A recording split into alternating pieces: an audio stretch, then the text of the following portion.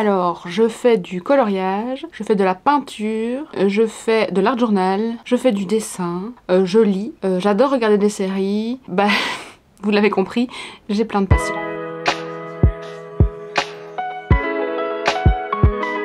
Bonjour à tous, j'espère que vous allez bien. Aujourd'hui, on va parler d'un sujet qui me tient hyper fort à cœur. C'est ce que j'appelle être un artiste multipassionné ou une personne multipassionnée.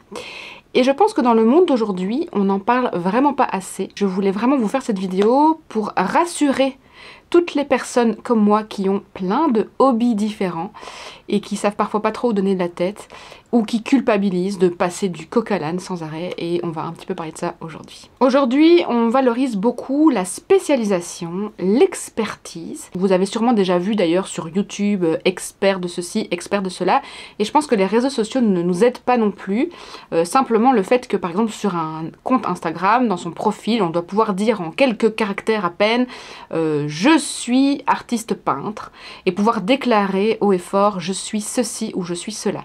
Petite histoire aussi, nos noms de famille sont tout à fait à l'image de cette société de spécialisation et de niche. Par exemple, qui a le nom de famille Boulanger, l'histoire en fait c'est que dans le temps, on nous donnait des noms de famille par rapport à notre métier. Et donc je pense qu'on nous définit beaucoup par rapport à notre métier et par rapport à notre spécialisation. Du coup, quand on n'est pas dans cette petite case et dans cette petit cadre et dans cette petite niche, on se sent parfois un peu coupable, on se dit qu'on fait pas bien les choses, qu'on est nul, nous on n'arrive pas à se fixer. Moi j'ai vraiment une pensée en arborescence, et je pense que tout doucement les mentalités sont en train de changer et on est en train de comprendre qu'en fait il n'y a pas juste un type de cerveau, voilà, je suis boulanger et puis basta, c'est tout pour le reste de ma vie. On commence à comprendre qu'en fait le cerveau humain est beaucoup plus complexe, et de nouveau je voulais un petit peu vous rassurer par rapport à ça et vous dire que c'est tout à fait ok d'avoir plein de passions différentes, et que oui, il y a un schéma qui fait que vous pouvez vous spécialiser dans un domaine si vous avez envie, si ça vous correspond, mais vous pouvez aussi avoir plein de domaines de spécialisation différentes, et vous avez aussi le droit d'avoir plein de hobbies et plein de passions différentes. Personnellement, si je devais me restreindre à un seul truc, je serais hyper malheureuse et je me sentirais vraiment toute éteinte comme une fleur comme ça qui se fane. Et moi je pense que toutes mes passions se nourrissent les unes des autres. Alors forcément par période, moi je vais me concentrer sur un seul truc. Par exemple, je l'ai déjà dit, pendant 3 mois je vais faire que du dessin, et puis pendant 3 autres mois je vais faire que du collage, et pendant 3 autres mois je vais faire que de la peinture.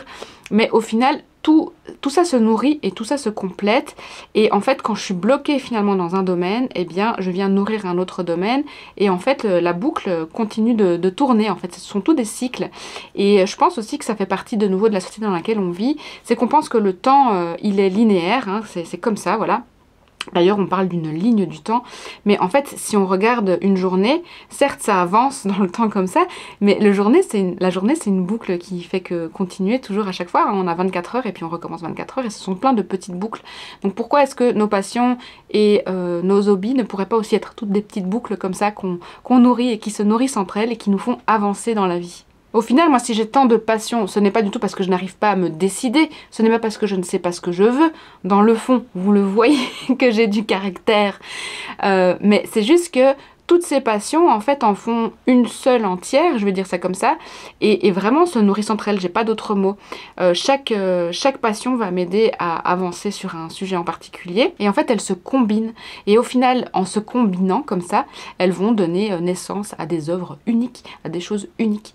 Alors là, évidemment, on parle de la créativité en tant que telle, mais je vous l'ai dit en début de vidéo, par exemple, la lecture fait partie d'une de mes passions, et ça va me nourrir dans d'autres domaines, ça va me nourrir au niveau de ce que j'apprends, ça va me nourrir au niveau de mes réflexions, parce que je peux très bien lire des romans cuculapraline comme des livres de psychologie. Là aussi, de nouveau, il y a plein de passions, il y a plein de choses, et je pense vraiment que le monde est tellement riche d'histoire, est tellement riche de couleurs, est tellement riche d'activités que pourquoi s'en priver? Pourquoi n'en choisir qu'une seule pour le reste de ses jours? Ce serait quand même super ennuyant, non? Bon, mais du coup, quels sont les avantages d'être multipassionné? Puisque, bon, finalement, on a compris que c'était pas une tare d'être multipassionné, d'être un petit peu dispersé. Déjà, intellectuellement, c'est hyper stimulant, je trouve, d'avoir plein de passions. On ne s'ennuie jamais, il y a toujours quelque chose qui se passe, et c'est hyper enrichissant. Moi, j'adore être curieuse de nouveaux sujets, j'adore apprendre de nouveaux sujets, et je trouve que c'est hyper stimulant. Alors, parfois, c'est vrai que c'est un petit peu fatigant. Moi, ça m'est déjà arrivé des nuits où je ne dors pas parce que j'ai tellement d'idées et envie de faire tellement de choses que ça m'empêche un petit peu de dormir. mais d'un autre côté, je trouve que c'est ça qui me donne envie de me lever le matin, de me dire ouais chouette, aujourd'hui j'ai plein de choses à faire, j'ai plein de choses à aller découvrir, j'ai plein de choses à créer, je m'ennuie jamais, c'est génial, même à la limite j'ai pas assez de temps pour tout faire, et en même temps bon c'est vrai qu'on court toujours après le temps, mais d'un autre côté de se dire que les journées passent parce qu'elles sont remplies, enrichies de plein de choses, bah moi je trouve ça plutôt chouette, parce que rester toute sa journée comme ça à regarder le temps passer, un peu comme quand on était à l'école et que, enfin je sais pas si vous avez fait ça, mais moi je mettais des petites barres là toutes les 5 minutes quand il y avait 5 minutes qui passaient, mais je trouve ça super déprimant quoi. Donc en fait ça c'est le premier avantage d'être multipassionné, c'est que c'est hyper stimulant, on s'ennuie jamais et notre vie est très enrichissante. Après, le deuxième avantage, c'est un petit peu comme je vous l'ai dit juste avant, c'est que ça permet de faire des connexions entre les différents sujets et de nourrir les sujets sur différents angles. Je pense par exemple au livre Comme par magie de Elizabeth Gilbert. Elle explique qu'elle a eu une panne d'écriture pendant un petit moment et que à ce moment-là, elle avait justement acheté une maison avec un jardin et qu'elle s'est tout d'un coup passionnée par la jardinerie. Et donc elle a commencé à s'intéresser aux plantes, aux fleurs, aller à la jardinerie, à s'occuper de son jardin, à planter, etc. Et petit à petit, en fait, en s'intéressant à toute la botanique, lui est venue une idée d'un roman d'une famille de botanistes, c'est comme ça qu'on dit, je pense, dans le, je sais plus quel siècle, le 18e ou 19e siècle. Et donc, du coup, en fait, cette passion et cette curiosité de la botanique a nourri le fait d'écrire un nouveau roman. Et donc, voilà, la boucle était bouclée. Elle s'est pas dit, ah non, la jardinerie, ça n'a rien à voir avec l'écriture, moi je suis écrivain, je ne jardine pas. Non, non, elle s'est dit, allons voir, soyons curieux, allons voir où ça va me mener. Et il s'avère que quelques années plus tard, je crois, eh bien, elle a écrit un roman autour de tout ce qu'elle avait appris au niveau de la botanique. Et moi, je trouve ça un super exemple. Enfin, être multipassionné, finalement, je trouve que c'est faire preuve de flexibilité. Je sais pas vous, mais moi, je ne rechigne jamais d'apprendre quelque chose de nouveau. Un exemple, c'est la vidéo, ici, là, maintenant. Je suis pas à la base une vidéaste, pas du tout, hein. Moi, je suis de formation styliste, donc rien à voir. Et en fait, je trouve ça hyper passionnant de comprendre les montages vidéo, de comprendre les différentes caméras, de comprendre comment fonctionne le son, comment fonctionne la lumière. Et du coup, je rechigne pas d'apprendre. Je suis super contente de pouvoir apprendre plein de choses. Je pense, par exemple, aux plateformes comme Domestika, Skillshare. Alors, je suis pas du tout sponsorisée par toutes ces plateformes, mais je pense qu'il y a une raison pour laquelle toutes ces plateformes existent et vivent, c'est que les gens ont envie d'apprendre. De nouveau, il y a tellement de choses à voir dans le monde que être multipassionné, c'est justement faire preuve de cette flexibilité pour apprendre des choses. Et au niveau de la vie personnelle ou même au niveau de la vie professionnelle, c'est hyper intéressant parce que vous pouvez aussi très bien arriver à un nouveau boulot et dire c'est vrai que j'ai peut-être un peu tendance à m'éparpiller, mais par contre s'il faut apprendre des nouveaux logiciels, s'il faut apprendre des nouvelles manières de travailler, je suis la première à être là et je pense pas que votre employeur va vous dire ah oui non j'ai pas trop envie que t'apprennes. Généralement les gens ils aiment bien apprendre et donc en fait c'est plutôt positif. Moi je trouve que ça prouve aussi qu'on sait s'adapter en fonction de ce qu'on a devant nous et aussi de s'adapter assez vite si par exemple on se rend compte qu'on n'a plus du tout d'intérêt pour une passion, plutôt que de rester dans son coin et de se dire oh non je suis malheureux, cette passion ne fonctionne plus, chouette, il y en a encore plein d'autres que je peux explorer et c'est trop cool quoi. Au final, ce que je voulais vous dire, c'est que être multipassionné, c'est vraiment pas un défaut. Vous devez vraiment pas vous en faire. C'est vrai que moi, je me sens souvent coupable et je me sens souvent mal, surtout comme je dis par rapport aux réseaux sociaux et surtout quand on a par exemple une chaîne YouTube, un compte Instagram, parce qu'on demande vraiment, quand on lit des conseils un petit peu pour grandir sa chaîne YouTube ou pour grandir son compte Instagram, on demande de dire, de choisir, de trouver une niche et d'y tenir. C'est quelque chose que j'ai jamais réussi à faire et je m'en suis toujours voulu. Je me suis toujours dit oui, si j'y arrive pas, c'est parce que j'arrive pas à choisir une niche et à être une seule personne.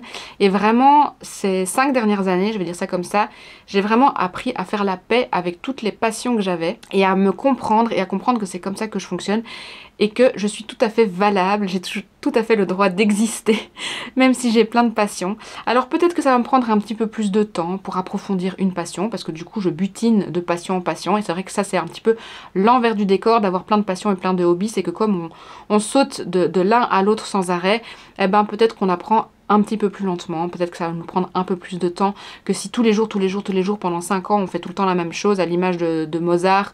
Il a fait ça pendant plus que 5 ans mais qui faisait tout le temps du piano à s'en casser les doigts. C'est clair que lui il est devenu super expert et que c'est devenu un génie et tout ça. Mais je me suis dit, dans le fond, est-ce que j'ai envie d'être une experte? Est-ce que j'ai envie d'être un génie? Est-ce que j'ai envie d'être célèbre? Est-ce que j'ai envie d'être connue que pour ça? Ben en fait non, moi j'y tiens pas particulièrement, je sais pas vous mais moi j'y tiens pas particulièrement. Je suis hyper contente d'avoir toutes ces passions. Dans le fond, il y a quelque chose que je voulais aussi vous dire, c'est la notion de temps libre. Et comme son nom l'indique, c'est libre. Moi, c'est le moment où je me sens libre, où je me sens moi, où je me sens bien, où je me sens heureuse. Et c'est finalement tout ce qui compte. Je pense qu'on a tellement d'obligations déjà dans la vie, surtout dans la vie d'adulte. On a déjà tellement de choses à faire, tellement de tu-dois, avec lesquelles on doit quand même pas mal batailler, je trouve, au quotidien. Toutes des croyances limitantes, des choses qu'on a appris quand on était enfant, à l'école, etc. Que bah, si 1 heure par jour, je peux butiner et être heureuse avec plein de choses différentes, et ben ainsi soit-il, j'ai envie de dire. Donc vraiment, moi j'ai décidé d'arrêter de me culpabiliser avec ça. Et c'est aussi un petit peu tout ce que je voudrais vous dire par rapport à cette chaîne et par rapport à tout ce que vous voyez. C'est que c'est tout à fait ok en fait de faire plein de choses. Je suis pas juste une illustratrice, je suis pas juste une peintre, je suis pas juste une art journaleuse, je suis pas juste une youtubeuse, je suis pas juste une influenceuse. On m'a déjà dit que j'étais une influenceuse. Voilà, je suis tout ça en même temps, je suis pas juste une maman, une amoureuse et tout, je suis plein de choses à la fois et je trouve ça très riche. Donc embrassez la personne que vous êtes, embrassez toutes vos passions, sans culpabilité, allez-y et faites ce que vous avez envie de faire. Merci d'avoir regardé cette vidéo jusqu'au bout. Si vous avez des argumentaires en faveur des multipassionnés, si vous avez d'autres choses à me dire par rapport à tout ça que j'aurais par exemple oublié de dire, bah franchement laissez-le en commentaire, j'adore papoter avec vous. Je profite encore une fois de cette vidéo pour dire merci à toutes celles qui me suivent sur Patreon, sur lequel je partage toutes mes passions. Mais parfois il y a un mois c'est le dessin, parfois il y a un mois c'est le creative journal, parfois il y a un mois c'est la couleur, parfois il y a un mois c'est quelque chose d'autre. Et donc je m'autorise à me répandre comme ça, à me disperser, parce que finalement c'est ça qui fait que je suis moi. Donc merci à toutes celles qui me font confiance et toutes celles qui me suivent dans cette aventure sur Patreon. Merci bien sûr à vous toutes qui vous abonnez à cette chaîne, qui likez, qui commentez et qui me laissez plein de gentils messages au quotidien. D'ici la prochaine vidéo, je vous dis prenez bien soin de vous et de votre créativité, mais aussi de toutes vos passions. Bye!